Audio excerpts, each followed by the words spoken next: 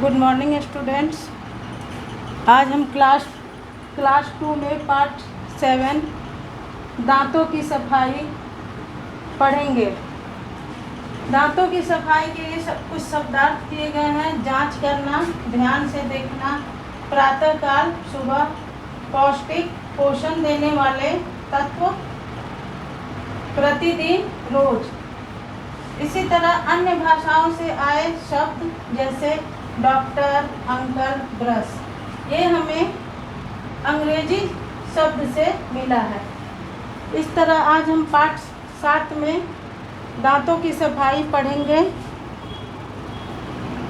अमर के दांत में बहुत दर्द हो रहा है। दांत में दर्द के कारण आज वह विद्यालय भी नहीं जा सका। अमर के पिता जो उसके दांत के चिकित्सक के पास ले गए। डॉक्टर ने उसके दांतों की जांच की। डॉक्टर, तुम्हारे दांत तो बहुत गंदे हैं। अमर, क्या तुम रोज़ दांतों की सफाई नहीं करते हो? अमर, करता तो हूँ। डॉक्टर, तुम्हारे दांत बहुत गंदे हैं। एक दांत में कीड़ा भी लग चुका है। अब मैं तुम्हारे दांतों में दवा लगा देता हूँ जिससे तुम्हारा दर्द कम हो जाएगा, परंतु ध्यान रहे आज से हमेशा दिन में 2 बार ब्रश अवश्य करना। अमर, 2 बार डॉक्टर अंकल? डॉक्टर बोल रहे हैं, हाँ 2 बार। एक बार प्रातःकाल सोकर उठने के बाद और दूसरी बार रात को सोने से पहले ब्रश से दांतों को अच्छी तरह साफ करना। अमर, जी ठीक है। कुछ और डॉक्टर अंकल? डॉक्टर, हाँ, सुबह और रात को 1-1 गिलास दूध अवश्य पीना। दूध पीने से दांत मजबूत बनते हैं। अमर, जी डॉक्टर अंकल। अब मैं दिन में 2 बार मंजन भी करूँगा और 2 गिलास दूध भी पीऊँगा। फिर तो दांत में दर्द नहीं होगा? डॉक्टर, बिल्कुल नहीं। अमर, डॉक्टर अंकल, हमें अपने दांतों को मजबूत बनाने के लिए और क्या क्या करना चाहिए? डॉक्टर, हरी सब्जियां, पौष्टिक फल इत्यादि दांतों के लिए बहुत लाभदायक होते हैं। इन्हें अवश्य खाना चाहिए। दांत साफ करते समय ब्रश को ऊपर नीचे बार बार चलाना चाहिए। भोजन के पश्चात साफ पानी से कुल्ला करने से दांतों में फंसे भोजन के छोटे छोटे कण टुकड़े बाहर निकल आते हैं। अमर, बहुत अच्छा डॉक्टर अंकल। अब मेरे दांत में दर्द भी नहीं हो रहा है। डॉक्टर, अमर, तुम्हें दांतों का ही नहीं बल्कि पूरे शरीर की सफाई ध्यान से करना चाहिए। प्रतिदिन नहाना चाहिए, धुले हुए साफ कपड़े पहनने चाहिए, बाल में कंघी करनी चाहिए, नाखूनों को काट कर छोटे रखना चाहिए और खाने से पहले और बाद में हाथों को अच्छी तरह से धोना चाहिए। अमर, ठीक है डॉक्टर अंकल, मैं इन बातों का अवश्य ध्यान रखूँगा। अच्छा, नमस्ते अंकल। डॉक्टर, नमस्ते। शिक्षण संकेत: स्वस्थ रहने के लिए साफ रहना बहुत ज़रूरी है। अब यहाँ निम्नलिखित प्रश्नों के उत्तर लघु उत्तरीय प्रश्न है। अमर विद्यालय क्यों नहीं आया? अमर के दांत में दर्द था इसलिए वह विद्यालय नहीं आया। अमर के दांत में दर्द क्यों हुआ? अमर अपने दांतों की ठीक तरह से सफाई नहीं कर रहा था इसलिए उसके दांत में दर्द हो गया।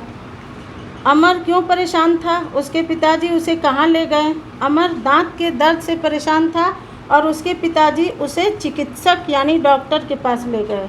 दांतों को किस प्रकार साफ करना चाहिए? दांतों को 2 बार ब्रश से अच्छी तरह साफ करना चाहिए। दांतों को मजबूत बनाने के लिए क्या क्या करना चाहिए? दांतों को मजबूत बनाने के लिए हमें दूध, हरी सब्जियां, फल, पौष्टिक आहार लेने चाहिए। सही शब्द चुनकर रिक्त स्थान भरिए। यहाँ पर दिया गया है, इसको भरना है। सही विकल्प पर 9 का निशान लगाइए। अमर को कहाँ दर्द था? दांत में। किस चीज़ से दांत मजबूत होते हैं? दूध से। प्रतिदिन कितनी बार दांत साफ करने चाहिए? 2 बार। Thank you. Good morning everybody, good morning boy children students. आज हम लोग मैथ क्लास में क्लास 2 के लिए ये एक्सरसाइज है page number 51 and page number 52। इन दोनों पेजों को हम लोग करेंगे आज और सोल्व करने का प्रयास कर रहे हैं। फर्स्ट है, द फर्स्ट क्वेश्चन इज, ध्यानपूर्वक आप लोग देखिए, find the missing numbers by using order property of addition. जोड़ के ऑर्डर प्रॉपर्टी का प्रयोग करते हुए इस विधि से हम लोग इन दोनों नंबरों को बराबर करने की कोशिश करेंगे। इसमें दिया हुआ है 1 + 8, यानी 1 और 8 दिया हुआ है, 2 बॉक्स है इसमें, और इसके बाद इक्वल टू में दिया हुआ है 8 और प्लस, तो यहाँ हो जाएगा 1, 8 + 1, तब ये दोनों इक्वल हो जाएंगे, यानी 1 and 8 make 9 and 8 and 1 make 9, both are equal। Number B 5 है, एक बॉक्स में 5 है एंड 2 है, दूसरे बॉक्स में 2 है, तो 5 and 2 make 7। As we know 5 and 2 make 7। अगले बॉक्स में 2 दिया हुआ है, जबकि एक बॉक्स आपका ब्लैंक है, तो इसमें कौन सा हम डालेंगे कि दोनों का वैल्यू बराबर हो जाए, इसको हम लोग प्रॉपर्टी ऑफ एडिशन बोलते हैं। तो 5 and 2 है, तो दूसरे में भी 2 + 5 होगा, ये 2 + 5, और 5 and 2 make 7 and 2 and 5 make 7, so both are equal। Question number 7 है, ई है सी, ए बी और सी, इसमें है एक बॉक्स में 7 है और दूसरा बॉक्स ब्लैंक है, और दोनों का इधर का जो वैल्यू है उधर 2 है और एक बॉक्स ब्लैंक है, तो इसमें 2 की कमी है, तो 7 and 2 डाल देंगे, 7 and 2 make 9। और इसी प्रकार इसको इक्विवेलेंट करने के लिए 2 में हम 7 को ऐड कर देंगे, तो 2 and 7 make 9, यानी 9 = 9, यानी ये दोनों का वैल्यू बराबर हो गया। नाउ क्वेश्चन नंबर डी, 5 + 3, यानी 5 and 3, तो we also know that 5 and 3 make 8। तो अगले कॉलम में आपका एक बॉक्स खाली है, तो इस बॉक्स को भरने के लिए हम यहाँ 3 को डालेंगे, पुट 3 टू इक्वल, इसे हमें इक्वल करना है, तो 5 and 3 make 8 and 3 and 5 make 8, so both are equal। इस तरह से इसको आपको घर पर बनाना है। और नंबर 2 है, इसी में नंबर 2 है, find the missing boxes by using zero property of addition. अब इसमें एडिशन के जीरो प्रॉपर्टी के नियमों का पालन करते हुए इन बॉक्सों को, खाली बॉक्सों को आपको भरने हैं। तो इसमें हम देखते हैं 3 है और प्लस है और एक बॉक्स खाली है, तो इसमें यदि हम 0 डालते हैं, 3 and 0, तो 3 and 0 में 3, चूँकि 0 इसका कोई वैल्यू नहीं है यहाँ, इसलिए इसका वैल्यू हुआ 3, 3 and 0 में 3। नंबर बी 4 है इसमें और एक बॉक्स खाली है, एक बॉक्स खाली है, तो इसमें यदि हम 0 डालते हैं तो 0 and 4 में 4, तो इसको हम लोग बोलते हैं property of addition, zero property of addition. Number C में हम देखते हैं 5 है और इसमें यदि हम 0 को ऐड कर देते हैं तो 5 and 0 make 5, ये 5 ही हुआ। और इसी तरह क्वेश्चन नंबर डी है, इसमें 7 है और ये बॉक्स खाली है, तो इसमें जीरो प्रॉपर्टी का यूज़ करके अगर हम इसमें 0 डाल देते हैं तो 7 and 0 make 7, तो ये आपका पूरा हुआ। अब इसके बाद 52, पेज नंबर 52 में हम आते हैं, तो इसमें कुछ वर्ड प्रॉब्लम हैं जिनको समझाया गया है। Gaurav and Saumya saw 56 ants on one tree। Gaurav और सौम्या ने 56 ants एक पेड़ पर देखे, and 49 on another tree and 12 on the ground। और 49 दूसरे पैर पर एंड 12 ऑन द ग्राउंड और 12 नीचे। तो हाउ मैनी एंट्स डिड सी? तो इसमें देखिए 56, ये पेज नंबर 52 का वर्ड प्रॉब्लम है। 56, 49 एंड 12 ये नंबर ऑफ एंट्स हैं, इनको हमें जोड़ लेना है। 6 और 9 मेक 15 एंड 2 मेक 17। 17 का 7 कैरी 1 फॉर नेक्स्ट कॉलम 1 5 6 6 4 10 10 1 11। ये हो गया 117।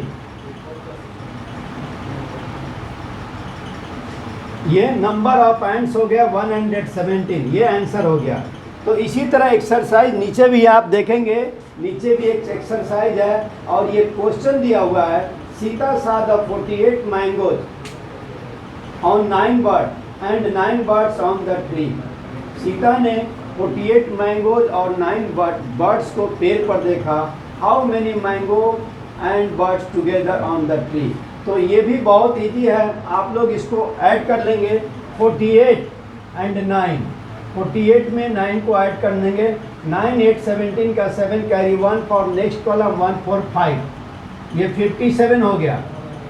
ये number of mangoes and birds are 57 on the tree. अब इसको आप सोल्व करेंगे और कॉपी में आप लोगों को कॉपी मिल जाएगी, इसकी नोट्स की भी कॉपी इसकी हर विषय की तैयार हो रही है, इसके भी हो जाएगी। Thank you. Good morning students, welcome to the EVS class 2। The subject is EVS and chapter 6 clothes we wear. देखिए, भोजन और आवास के बाद हमारी जो आवश्यकता होती है वो कपड़ों की होती है। तो कपड़े भी हमें सुरक्षा प्रदान करते हैं, ये हमें जाड़ा, गर्मी और वर्षा से बचाते हैं। The early man did not wear clothes. जो आदि मानव थे वे लोग कपड़े नहीं पहनते थे, लेकिन वे जंगलों में रहते थे तो जंगलों में उन्हें घास पात और पत्ते मिल जाते थे, जिससे वे अपने बदन को कवर कर लेते थे और इस तरह उनका जीवन यापन होता था। अब इसमें देखिए, क्लॉथ्स अकॉर्डिंग टू सीजन। कपड़े जो होते हैं वे हम लोग मौसम के अनुकूल पहनते हैं, मौसम के अनुसार पहनते हैं। जैसे हम लोग समर में, गर्मी में we wear cotton and light clothes that absorb sweat. तो गर्मी में हम हल्के कपड़े पहनते हैं, सूती कपड़े पहनते हैं, ऐसे कपड़े पहनते हैं जो हमारे शरीर के पसीने को अवशोषित कर सके, सोख सके। और विंटर में हम लोग इसी तरह, विंटर में it is very cold in the winter season. जैसा कि हम सब जानते हैं, जाड़े के मौसम में बहुत ठंड पड़ती है, तो we wear thick woollen clothes made of wool to keep our body warm. तो इसमें हम लोग विंटर में वुलन कपड़े पहनते हैं या जैकेट पहनते हैं, कोट पहनते हैं, ताकि अपने शरीर को ठंड से बचा सकें। अब रेनी सीजन में है तो रेनी सीजन में we wear raincoat. Raincoat हम लोग इसलिए पहनते हैं कि हमारे अंदर के कपड़े भीग न सकें, और उसमें बूट भी आते हैं, गम बूट होते हैं, जिनको हम पहनते हैं ताकि कीचड़ में, दलदल में, पानी में वो हमारे जो अंग हैं, पैर हैं, वो न भीग सके और उनकी रक्षा हो सके। तो इसलिए कपड़े हमारे हम लोग मौसम के अनुकूल पहनते हैं। अब यूनिफॉर्म जो होते हैं वो pupil who are engage in different activities wear special kinds of cloth. कुछ व्यक्ति जो विशेष कार्य करते हैं, जैसे नर्स हो गई, जैसे डॉक्टर हो गए, जैसे टीचर हो गए और पुलिस वाले हो गए, तो ये लोग और स्टूडेंट्स, ये लोग खास तरह के पोशाक पहनते हैं, ड्रेस जिनको कहा जाता है, उन्हीं को हम लोग यूनिफॉर्म के नाम से जानते हैं। अब इसमें आप देखेंगे यहाँ एक पायलट का ड्रेस है, यहाँ दिया हुआ है, एक डॉक्टर का ड्रेस यहाँ है, नर्स की ड्रेस यहाँ है, एक लॉयर का ड्रेस यहाँ है, एक देखेंगे पुलिसमैन का ड्रेस यहाँ है, एक सोल्जर का ड्रेस है, फायरमैन का। इस तरह विभिन्न प्रकार के जो लोग होते हैं, जो विभिन्न कार्य के लिए कार्यों को करते हैं, तो these are different uniforms for, उनके लिए अलग अलग यूनिफॉर्म होते हैं। अब clothes vary from region to region, मतलब प्रदेश और क्षेत्र के हिसाब से कपड़े बदल जाते हैं। ओकेजन के हिसाब से भी कपड़े हम लोग पहनते हैं। जैसे बर्थडे है तो बर्थडे पर हम लोग खास कपड़े, कोई मतलब अच्छा सा आकर्षक कपड़े पहनते हैं। और यदि कहीं जाना होता है तो हम लोग हल्के और सफ़र में जो आरामदायक कपड़े होते हैं उनको पहनते हैं।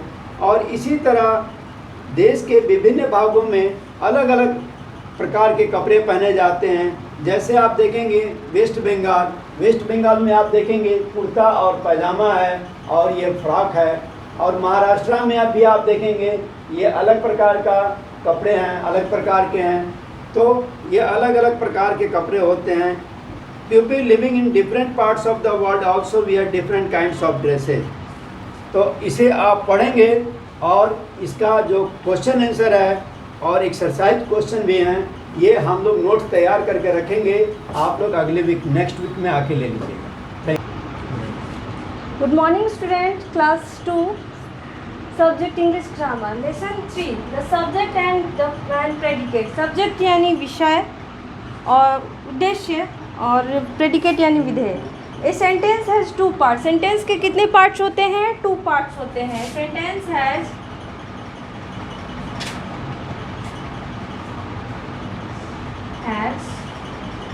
Two parts. ये पार्ट्स कौन कौन से हैं? एक है सब्जेक्ट और दूसरा प्रेडिकेट। सब्जेक्ट क्या होता है? The subject of A complete sentence is who or what the sentence is about। Sentence में जब हम भी कोई सेंटेंस बोलते हैं तो जिसके बारे में ये पूछा जाता है कि वो कौन है और क्या है, तो वो सब्जेक्ट होता है। वो हमारा क्या होता है? सब्जेक्ट होता है। The predicate tells about the subject. The predicate जो है वो सब्जेक्ट यानी सेंटेंस में जिसके बारे में जो कहा जाता है वो सब्जेक्ट होता है। प्रेडिकेट जो सेंटेंस सब्जेक्ट के बारे में बताता है कि वो क्या कर रहा है या कौन है। जैसे example the cat ran away. तो the cat ran away means तो बिल्ली दौड़ती है। तो बिल्ली दौड़ रही है तो कौन दौड़ने का काम करता है? बिल्ली करती है। तो कैट क्या हुआ हम लोग का? द कैट ये हम लोग का सब्जेक्ट हुआ और रैन हो गया प्रेडिकेट यानी दौड़ने का काम जो बता रहा है कि बिल्ली क्या कर रही है, तो वो प्रेडिकेट हो गया रैन। या सब्जेक्ट को हटा देने के बाद सेंटेंस में जो बच जाता है वो हमारा प्रेडिकेट में आता है।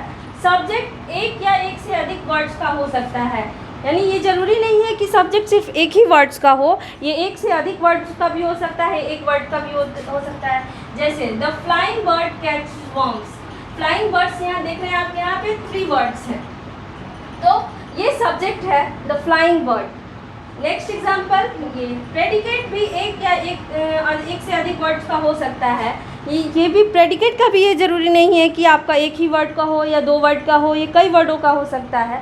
द कैट रैन, तो यहाँ पे देख रहे हैं रैन 1 वर्ड है। The cat is drinking milk, यहाँ देख रहे हैं आप कि यहाँ 1 वर्ड से अधिक है। तो सब्जेक्ट के 2 पार्ट्स होते हैं, एक बार फिर बताऊंगी। सब्जेक्ट के सेंटेंस के 2 पार्ट्स होते हैं, सब्जेक्ट एंड प्रेडिकेट। तो सेंटेंस में जो है सब्जेक्ट क्या है? सब्जेक्ट वो है जिसके बारे में जो कहा जाता है, जिसके द्वारा जो कोई भी कार्य किया जाता है उसको सब्जेक्ट कहते हैं। और प्रेडिकेट जो बताता है कि वो सब कार्य किसने किया है वो प्रेडिकेट होता है। Thank you.